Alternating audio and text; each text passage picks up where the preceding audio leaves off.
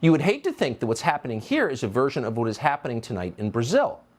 According to official tallies, a convicted criminal and avowed socialist called Lula da Silva beat the incumbent president of Brazil, Jair Bolsonaro, by a narrow margin this weekend. And yet millions of Brazilians, millions, don't believe that's what actually happened. Bolsonaro himself has not conceded. There are protests all over Brazil right now. You're seeing some of them on your screen right now. There are questions about whether all the ballots have been counted, why so many were thrown out, millions, and whether election laws were violated in the process. So we can't render judgment on those questions, but if you care about democracy, if you think the process is essential, then you would look into those allegations. Anything less is not democracy.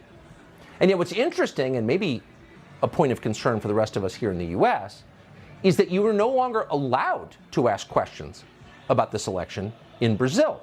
And you're not allowed because the Biden administration doesn't want you to. That's true.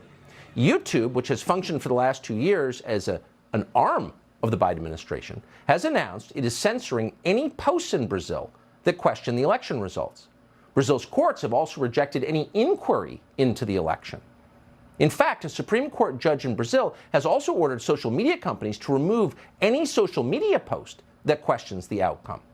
Overwhelming censorship in a, quote, democracy, preventing people from asking questions about how the, quote, democracy functions. So why should you care about this? Brazil, it's a long way away. Well, 2 reasons. The first is that the result of this election will determine the extent of China's influence in the Western Hemisphere.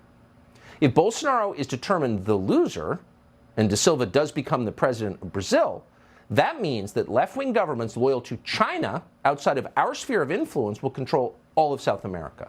Brazil was the last holdout, also the biggest and most significant country in South America. Bolsonaro alone in South America stood in the way of total Chinese hegemony there. It's our hemisphere. It matters.